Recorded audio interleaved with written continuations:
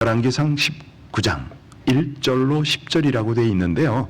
성경 가지신 분은 12절까지 우리 함께 읽겠습니다. 우리 같이 한 목소리로 같이 함께 봉독할까요? 같이 읽습니다. 아합이 엘리야가 행한 모든 일과 그가 어떻게 모든 선지자를 칼로 죽였는지를 이세벨에게 말하니, 이세벨이 사신을 엘리야에게 보내어 이르되, 내가 내일 이맘때에는 반드시 네 생명을 저 사람들 중 한 사람의 생명과 같게 하리라.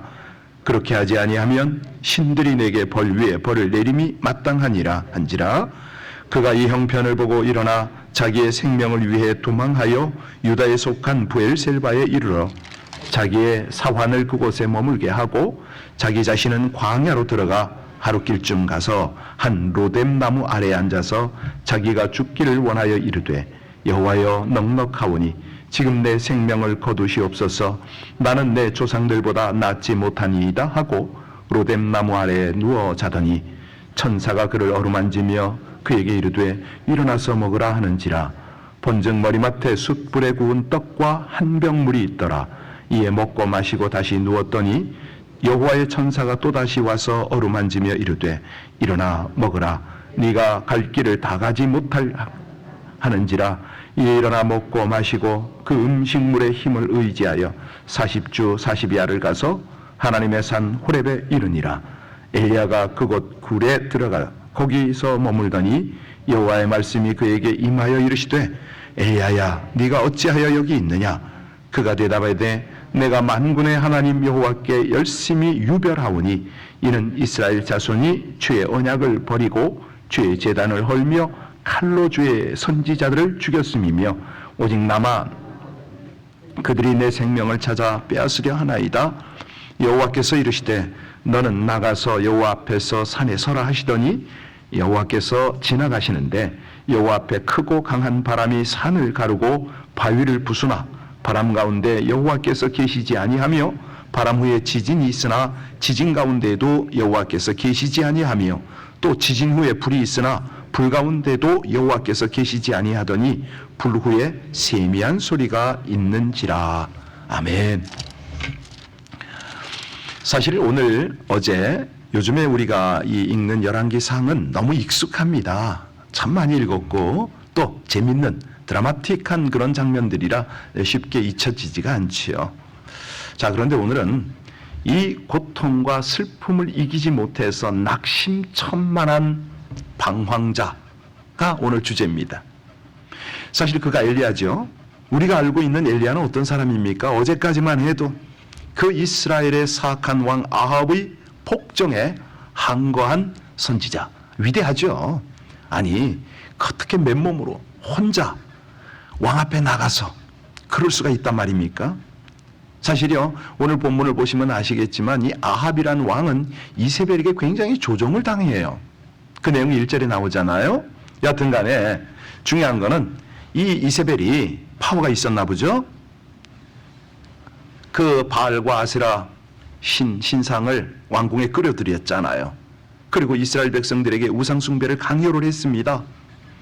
이런 상황에서 엘리야가 이것을 척결하는 사명을 받고 가지요. 우리가 어제 본 대로 갈멜산에 이스라엘 백성들 다 모으고 바알과 아세라 선지 450명으로 나왔습니다만 실제는 850명이죠. 그들과 대결을 해서 이깁니다. 근데 이것을요, 나중에 여러분에게 기회가 되면 영적 전쟁 차원으로 한번 풀어드릴게요. 이 굉장한 메시지가 있거든요. 구약 때도 이미 영적인 대결이 있었어요. 우리가 신약에 와서는 우리 예수님께서 친히 알려주신 영적 전쟁의 실체, 이런 것들을 알면, 그것도 있잖아요. 그 왜 보통 보게 되면은 우리가 아주 초급적인 기본 단계를 조금 알 뿐인데 깊은 단계의 영적 전쟁을 치를 수 있어야 되거든요. 그것은 이제 우리의 신앙 연륜과 더불어서 교회 공동체가 얼마만한 영적 파워가 있는가 연결이 됩니다. 자, 여하튼 간에 영적 대결의 주제는 뭐냐면 누가 참신인가, 이거 아닙니까? 여호와냐 바알이냐. 자, 그랬더니 엘리야가 간절히 기도해서 제단에 불이 내리고 마침내 큰 비가 오더라. 근데 제단에 불이 내렸을 그 당시에 사실은 거기에서 판가름이 나버린 거잖아요. 바알의 선지들이 기가 꺾입니다. 겁에 질립니다. 엘리야에게 다 죽임을 당하지요. 자, 그뿐만이 아니라 그 후에 이제 3년 6개월 동안 내리지 않았던 비가 내렸지 않습니까? 기적의 연속입니다. 아니, 우리가 이 글로 읽어서 그렇지 현장에 있었다고 한번 상상을 해보세요. 얼마나 대단합니까? 이런 배경 속에서 오늘 본문을 대할 것입니다. 우리 1절과 2절 다시 읽습니다. 1절과 2절입니다. 아합이 엘리야가 행한 모든 일과 그가 어떻게 모든 선지자를 칼로 죽였는지를 이세벨에게 말하니 이세벨이 사신을 엘리야에게 보내 이르되 내가 내일 이맘때에는 반드시 네 생명을 저 사람 중 한 사람의 생명과 같게 하리라. 그렇게 하지 아니하면 신들이 내게 벌 위에 벌을 내림이. 이야, 이거 보세요. 아니, 여러분들 이해가 되세요? 아니, 이세벨이 이렇게 아주 강하게 나오잖아요. 그러면 그 이세벨이 겁준 것은 뭐냐면 자기 신을 빙자합니다. 아니, 영적 대결에서 넉넉히 이겼는데 이게 웬일입니까? 엘리야의 반응을 한번 볼까요? 우리 3절 4절 같이 읽겠습니다. 그가 이 형편을 보고 일어나 자기의 생명을 위해 도망하여 유다에 속한 브엘셀바에 이르러 자기의 사환을 그곳에 머물게 하고 자기 자신은 광야로 들어가 하룻길쯤 가서 한 로뎀나무 아래에 앉아서 자기가 죽기를 원하여 이르되 여호와여 넉넉하오니 지금 내 생명을 거두시옵소서. 나는 내 조상들보다 낫지. 사실 이거 어제의 엘리야와 오늘의 엘리야는 너무 비교가 되잖아요. 이게 평소 모습과 좀 판이합니다. 당황스럽습니다. 이게 사실은 도망간 게 사실이니까 이런 사실을 대하면서 저와 여러분은 어떤 교훈을 얻습니까? 사람은 누구라도 별 수 없는 존재다. 사실이요. 저는 이 기사를 읽으면 제가 이런 경험을 했거든요. 몇 번 했어요, 저는. 중국 공안에 붙잡혀서 어느 정도였냐면요. 집회를 하는 중에 저를 체포했거든요. 끌려가는데 이제 호텔이었어요, 호텔. 저희는 3층에서 집회를 하다 2층으로 저를 데려가는데 방을 몇 개를 거치더라고. 정복 입은 공안들이 쫙쫙 있어요. 그리고 맨 마지막에 저를 데리고 갔는데 6명인가 7명이 앉은 자리에다가 저를 딱 앉히더라고. 그러니까 입이 쫙 붙어가지고요. 말을 못해. 제가 지금 목사 아닙니까? 수련회를 인도하던 사람이에요. 아니, 공안 아니라 할아버지가 오더라도 저는 담대하게 말할 수 있을 줄 알았거든요. 안 되더라고요. 이거는 그래도 양반입니다. 한 번은요, 진짜 어려웠을 때는 어느 정도였냐면 제가 한번 설명을 자세히 할 텐데 대략 설명하면 그렇습니다. 처속교회 지도자를 가리켜야 되는데 이 사람을 가리키는 중에 열차에서 가리켰어요. 왜냐하면 식당에서 밥 먹는데 현지인이 저한테 알려줘요. 저 사람들이 뭐 하는 사람인지 아냐고. 조그만 식당인데 그래서 테이블에 해봐야 한 10개도 안 되는데 거기 앉아 식당하는데 저 사람 남자 둘이 있었거든요. 누군지 아니? 현지 지도자가. 누구냐고 그랬더니 통전부 요원이랍니다. 그러냐고. 밥이 안 넘어가더라고요. 빨리 피해야겠다. 이 생각을 하고 나왔는데 한 명을 또 가르쳐야 되거든요. 둘이서 기차를 타고 그 밤에 나온 거예요. 기차 안에서 가르칩니다. 그런데 바로 옆에 붙어서 우리를 감시를 하는 거예요. 기차가 그 밤을 나와서 새벽에 도착을 했거든요. 중간에 이제 그 지도자는 내려서 가고 깜깜한 가로등 하나 없는 역에 시골역에 내려주고 저는 그 기차를 타고 왔는데 그 통화라는 곳에 왔는데 거기서 나와서 도망을 가는데요. 따라 붙는 걸 아니까 어느 처속교회에 들어갔어요. 들어갔는데 딱 몸이 붙어가지고 땅에 붙어가지고 일어나질 못하더라고요. 제가 24시간 아무것도 먹지도 마시지도 못하고 딱 붙었었어요. 오늘 이 엘리야를 보면 그게 생각이 나요. 저라고 별 수 없었고 여러분들도 비슷할지도 모릅니다. 야고보서 5장 17절에 보면 엘리야는 우리와 성정이 같은 사람이로되 이런 말 하잖아요. 아무리 대단한 선지자지만 그 역시 고통, 슬픔, 두려움, 절망 가운데 처할 때가 많다는 거예요. 이것이 인생 본래의 모습입니다. 모든 인생은요, 예외 없이 슬픔, 고통 중에 살아가잖아요. 다만 종류와 정도의 차이가 있을 뿐이죠. 모세가 그런 말을 해요. 우리의 연수가 70이요. 강건하면 80이라도 그 연수의 자랑은 수고와 슬픔뿐이다. 아무리 오래 살아도 수고와 슬픔이 떠나지를 못한다 이거죠. 사람들이 일일이 표현하지 않아서 그렇지 다들 아픈 사연 갖고 있지 않습니까? 뭐 저와 비슷한 경험이 있을 거 아닙니까? 우리 믿는 성도들조차 천국에 들어가기 전까지는요, 고통과 슬픔을 당할 수밖에 없어요. 아무리 주의 일을 한다 하더라도 그 주의 일이 뭐 기가 막힌 헌신이라 할지라도 어쩔 수 없습니다. 그래서 우리 인생에게 필요한 게 뭡니까? 위로입니다. 위로. 고통과 슬픔을 피할 수 없는 인생이라면 뭐가 필요하다고요? 위로가 필요합니다.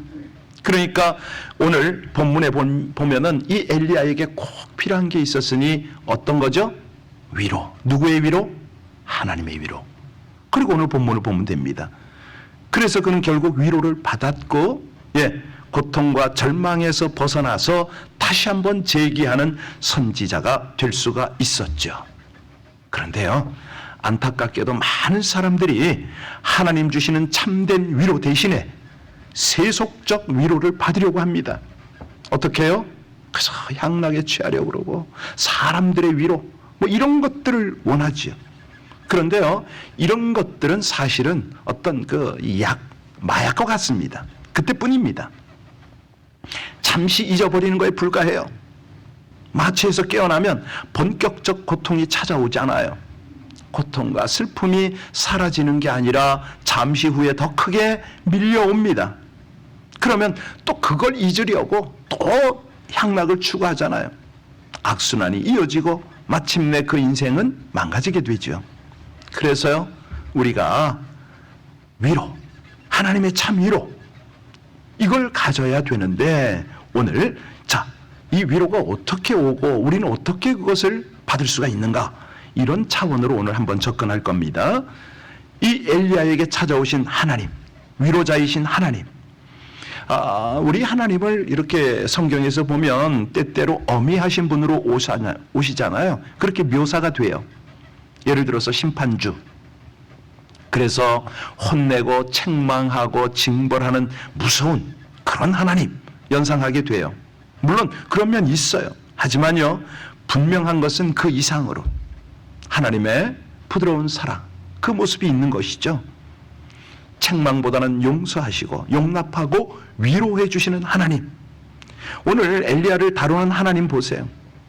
인간적으로 보면 하나님 책망해야 되잖아요. 하나님이 엘리야야, 조금 전에 너 무슨 일 있었니? 내가 하지 않니? 뭐 이렇게 하셔야 되는데, 5절에 보면 우리 하나님 어떻게 하십니까? 같이 읽습니다. 로뎀 나무 아래에 누워 자더니 천사가 그를 어루만지며 그에게 이르되 일어나서. 우리 하나님 어떻게 하세요? 부드러운 손길로 어루만져 주세요. 사실이요, 이런 역사가 오늘날도 있다 없다? 있습니다. 여러분 포기하지 마세요. 이런 거 믿어야 돼요. 사실은요, 우리가 성령께 민감하면 우리 본당에서도 뭐 수련회나 개인적으로 얼마든지 느낄 수 있습니다. 하나님의 손길이 있거든요. 아주 부드럽게. 여기서는 천사로 묘사가 되어 있는데 7절 한번 보시기 바랍니다. 여호와의 사자가 또 나오죠. 7절 같이 읽겠습니다. 여호와의 천사가 또 다시 와서 어루만지시며 이르되 일어나 먹으라. 네가 갈 길을 다 가지 못할까 하노라. 여기 이제 신학자들은 그런 얘기를 해요. 이 천사는 예수님이 구약 시대 때 성육신 한 거다, 뭐 이런 그런 어떤 주석도 있기도 한데, 여하튼 천사든 예수님이든 이거는 중요한 것 아니에요. 여기서 핵심은 뭐냐면 하나님의 손길이라는 거죠. 위로라는 거죠. 우리가 이 고통과 슬픔 많은 세상에 살아가는데 낙심하지 말아야 할 이유가 바로 이거예요. 여기서 손길 이렇게 표현하니까 우리는 그냥 추상적으로 만져주시나 어깨를 감싸주시나 이런 생각을 하는데요. 핵심은 뭐냐면 임마누엘이에요. 하나님이 함께 하신다는 거죠. 우리를 살피신다는 거예요. 그것을 딛고 일어서게 한다는 거예요. 여러분 성경에 보면요, 우리 하나님의 위로가 우리 하나님의 모습이 얼마나 다양하게 나타납니까? 예를 들어서 바울 같은 경우에요. 아주 고린도 후서죠. 1장 3절 4절에 보면 찬송하리로다. 그는 우리 주 예수 그리스도의 하나님이시요 자비의 아버지시요 모든 위로의 하나님이시며 우리의 모든 환난 중에서 우리를 위로하사 우리로 하여금 하나님께 받는 위로로서 모든 환난 중에 있는 자를 능히 위로하게 하시는 이로다. 바울 사도가 정말 복음의 전선에서 얼마나 많은 어려움을 당했습니까? 그런데 그는 하나님의 위로를 받은 거예요. 사실 어제도 어떤 분이 묻더라고요. LA 비전 교회가 월요일도 새벽 기도를 하느냐고. 한다고. 그때 제가 덧붙여서 말하고 싶었어요. 저는 새벽 기도에 목숨을 겁니다. 왜냐하면요, 하나님의 위로가 함께 하니까. 이거는 선교지부터 아주 그냥 절절히 느낀 거라 그래요. 제가 신학도 하기 전에 평신도 때 현장에 뛰었잖아요. 거기서 제가 어떤 은혜를 받았냐면 그곳에 계신 60, 70대 노모들이 이제 거기서는 모매님이라고 합니다. 새벽 기도를 가요. 몇 시에 일어나느냐? 2시에 일어납니다. 얼마나 가느냐? 그 눈길에 미끄러져 가면서 1시간을 가요. 도착하면 뭐가 있느냐? 쓰러져 가는 초가집 같은 거예요. 처석교회가 그런 데예요. 3시에 도착하면 불 피웁니다. 손 호호 불면서. 그리고 3시부터 기도를 하지요. 썰렁한 데서. 4시가 되면 예배를 드려요. 제가 거기서 어떤 걸 느꼈겠어요? 참 귀한 우리 지체들. 그분들이 비록 신앙 연륜 짧고 아는 것 많이 없어도 하나님을 향한 그 순전한 그 믿음, 오히려 도전받죠. 제가 가르치긴 뭘 가르칩니까? 그냥 가서 도전받고 은혜 받고 그러면서 같이 그 추위 속에서 주님의 손길을 느껴요. 어떤 때는요, 따뜻하게 오셔서 어깨를 감싸세요. 뭐 어떻게 표현할 수가 없어요. 그러니 그 새벽을 어떻게 놓칩니까? 물론 안 느껴질 때가 너무 많죠. 왜? 말씀으로 우리에게 오시니까. 여러분, 시편에도요, 이런 것들을 경험한 사람들이 뭐라고 고백하는지 아세요? 날마다 우리 짐을 지시는 주, 곧 우리의 구원이신 하나님을 찬송할지로다. 내가 주의 신을 떠나 어디로 가며 주의 앞에서 어디로 피하리까? 내가 하늘에 올라갈지라도 거기 계시며 음부에 내 자리를 펼지라도 거기 계시니이다. 말씀하시잖아요. 이게 이제 잘 못 알아들으니까 예수님이요, 아예 쉽게 풀어주세요. 마태복음 11장 28절에 수고하고, 그렇지요, 다 내게로 오라, 내가 너희를, 이 새벽에 와 보세요. 어떤 고민, 갈등, 고통, 슬픔, 두려움 가지고도 딱 주님 앞에 오면 쉬게 해 주시잖아요. 다 쏟아놓게 하시잖아요. 눈물, 콧물 번복되어서 그저 하나님 앞에 다 쏟아놓게 하시잖아요. 이게요, 우리 하나님, 또 예수님, 심지어는 성령님으로 더불어서 그렇게 역사하시는 거예요. 내가 아버지께 구하겠으니 그가 또 다른 보혜사를 너희에게 보내주사 영원토록 너희와 함께 있게 하시리니. 우리가 어떤 이 오감에 의해서 하나님을 느낄 수가 있어요. 그런데 늘 그렇게 할 필요는 없습니다. 민감하면 그거 되죠. 본당에서 여러분들 혹시라도요, 예배 드리다가 기가 막힌 향을 맡아본 적 있어요? 우리 하나님이요, 우리의 모든 오감 속에 역사를 하세요. 그런데 이 모든 것을 느끼고 믿는 것보다는 안 느껴짐에도 불구하고 믿는 거, 말씀을 붙잡고 믿는 거, 이게 더 귀한 거죠. 하나님은 그걸 더 큰 믿음으로 보세요. 그게 맞는 거고요. 자, 오늘 5절에서 8절을 보시면은 천사가 나타납니다. 그리고 실제적으로 먹을 것, 마실 것을 줍니다. 여러분, 이게 뭘까요? 한번 읽어볼까요? 5절에서 8절 우리 같이 한번 읽습니다. 오뎀나무 아래에 누워 자더니 천사가 그를 어루만지며 그에게 이르되 일어나서 먹으라 하는지라. 본즉 머리맡에 숯불에 구운 떡과 한 병 물이 있더라. 이에 먹고 마시고 다시 누웠더니 여호와의 천사가 또다시 와서 어루만지며 이르되 일어나 먹으라. 네가 갈 길을 다 가지 못할까 하노라 하는지라. 이에 일어나서 먹고 마시고 그 음식물의 힘을 의지하여 40조 40야를 가서 하나님의 산 호렙에, 자, 이 음식물 진짜 왔을까요? 왔지요. 예. 어떤 모습으로 왔는지 우리는 정확하게 모릅니다. 묘사가 안 돼 있으니까. 뭐 지나가는 사람의 모습으로 올 수도 있고 이 천사라는 모습이 다양하게 나타나요. 여러분 구약의 그 아브람 장막 앞을 지나가던 세 천사 기억하시죠? 그런 식으로. 여튼 간에 여기서 핵심은 뭐냐면 육신적으로 먹는 것도 먹는 거지만 영적인 회복까지 은혜까지 공급하셨다. 위로를 하셨다 이겁니다. 예. 그 위로할 때요. 이 영어로는요. comfort잖아요. 그러니까 함께 힘을 더한다. 이런 합성어예요. 그러니까 우리 하나님께서 영적인 힘, 육적인 힘을 공급하는 것 이게 위로입니다. 인간은요. 진정한 의미에서 위로자가 되질 못해요. 그냥 고만고만합니다. 그냥 정확하게 말하면 동정 정도 되죠. 동정. 물론 동정도 필요합니다. 그런데 근본적 위로는 어디에서 온다고요? 누구의 위로를 받아야 된다고요? 그래야 영적으로 육적으로 기력을 회복하니까 그렇습니다. 자, 여기 8절에 보면요. 이제 이 엘리야가 며칠 거리를 간다고요? 40일 주야로 가려면 어떤 힘이 있어야 돼요? 영적인 육적인 힘이 다 있어야 되거든요. 육적인 힘 가지고는 안 되죠. 마음이 지쳐 있는데 몸이 지쳐 있는데 이거 쉽지가 않습니다. 그래서요. 이것은 곧 어디서 온다고 했죠? 하나님의 위로를 통해서 온다. 우리 9절 보시기 바랍니다. 9절 보면 엘리야가 완전히 회복되지 못한 것 같아요. 자, 그가 굴 속에 응거를 하는데 같이 읽습니다. 엘리야가 그곳 굴에 들어가 거기서 머물더니 여호와의 말씀이 그에게 임하여 이르시되 엘리야야 네가 어찌하여 여기 있느냐. 11절 12절에 보면 이제 뭐 내일 자세히 좀 보시기 바랍니다만은 거기에 보면은 바람, 지진, 불 막 이런 게 지나가요. 근데 하나님이 안 계시네. 마지막에 세미한 하나님의 음성이 들리죠.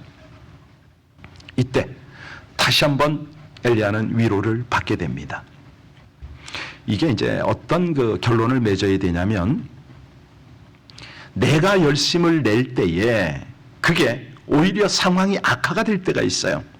그래서 이해가 되지 않아요. 나 혼자 남았나? 내가 왜 이렇게 고난당해야 되나? 별 생각을 다 할 수가 있어요. 그런데요. 13절 이하에 보면 하나님은 계획이 다 있는 거예요. 악한 이스라엘을 징계할 도구로 아람을 일으킵니다. 아람 왕을 징벌할 도구로 예후를 세우고요. 더욱이 엘리야는 나 혼자 남았다고 그냥 하소연을 하는데 우리 하나님은 남은 자를 몇 명이나 두었더라? 아시잖아요. 몇 명 두었더라? 몇 천 명? 7,000명. 예. 이 말씀을 들은 엘리야 모든 의심 사라지고 새 출발을 하게 되지요.